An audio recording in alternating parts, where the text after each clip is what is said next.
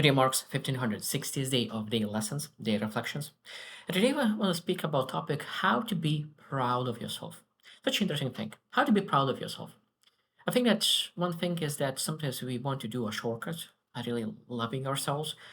But I think that without some kind of evidence of self-love is sometimes hard to do that. But I think that the most important part is really moving in life through alignment. Through alignment, taking actions based on who you truly are and who you want to be based on values. I think this is one of the fastest way to self-love.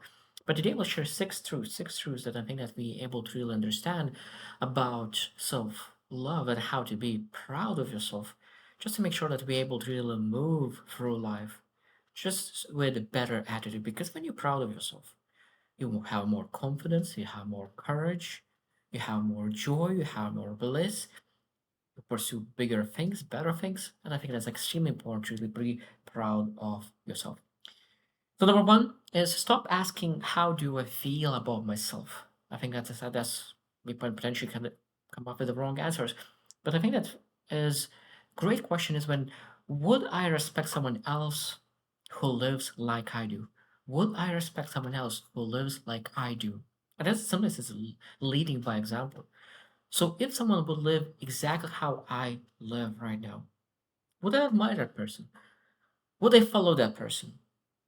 Or is it you need to, if you would see someone else living your way, would you go to that person and say, this is what you need to change, this is what you need to adjust, this is what you could potentially do? And it's great point, great way sometimes to adjust your life just by really looking from third person eyes. Like look into yourself, okay, how do I see this person living?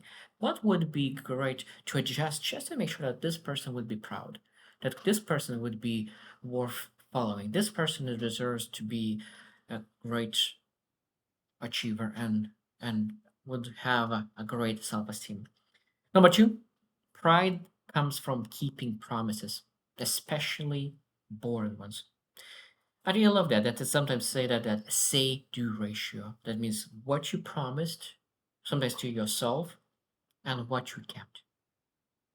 Because it comes, of course, when you promise to others and when you keep promises, that's will of course will allow you to be proud of yourself. But especially, I think that's to keep promise to other people sometimes even easier. To keep promise to yourself, the boring decisions you made, that the actions, the patterns, the routines, the process that you really decide to do, those boring ones, and you keep those boring routines in place. I think that's what really keeps us proud of ourselves. And how often do you break your promises? Because every single time when you break your promise, you break a little bit of proudness of yourself as well. Number three is you don't need to do more. You need to do less, but consistently. I think that sometimes when I love the example with gym, going to a gym 12 hours straight will not help to be healthier. And I think that doing the right thing like for 6 hours straight on that day will not help. But if you really do the right thing consistently, day after day, that will build trust in yourself because trust equals proud of yourself and the pride. And that's why we need to really say, okay, what could I do consistently? And sometimes we need to say that I'm not able to really execute that much, and I'm not able to do 1 hour every single day. But maybe I'm able to do 15 minutes every single day. So maybe or sometimes it's better to reduce from 1 hour to 15 minutes something. But now you know that you're able to do consistently over and over and over again. Because I think that the most important part, standard and baseline needs to be created to be able to follow every single day. And that creates pride. Number four, if you're waiting to feel worthy, you are stuck. So if you don't feel proud of yourself, sometimes we need to like we need to act better. We need to act more.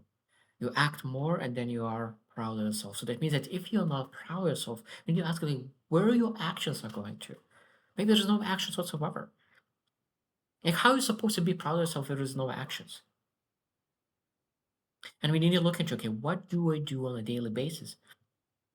Maybe the things that we do on a daily basis are really negative things that is not adding value whatsoever.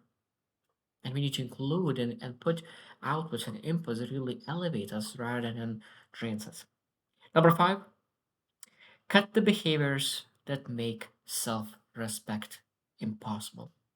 I think that's extremely important. Sometimes we think about we don't do the things that we're supposed to do, but sometimes we do things that we're not supposed to do. Even the scrolling, avoiding hard conversations, staying where we shouldn't stay, saying that, oh, I will do that tomorrow. And I think that those kind of behaviors are decreasing our pride, decreasing the way that we looking at ourselves.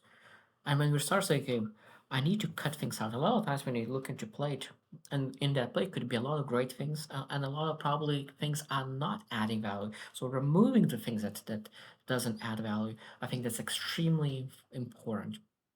And last one, number six, that I want to mention is that pride is private. So it means when you want to be proud of yourself, you're not supposed to look for other people validation. And if you look for validation, sometimes it's you are seeking acceptance, validation, relieving your emotions, but really not seeking proud of yourself. Because when I think about proud, how proud is supposed to feel, and that means grounded, calm, um, it's kind of quiet confidence, and you look into yourself and you don't explain yourself, but you know that deep down that you are presently aware of who you are, and you are happy who you are. It might be that you some parts of you don't like, because you know that you're working on yourself. The most important part, when you're moving into the right direction, when you're moving with alignment, when you're moving through values, you're proud of yourself because you know that you're doing the right thing. So I hope that you reflect on how proud you are. And I think that we're going back to that question that I asked at the beginning. If you would look from a third eye perspective about your life, would you follow the person who lives like you? And if not, which parts of your life would you change that you could even follow yourself? So I hope you choose to win, and see you tomorrow.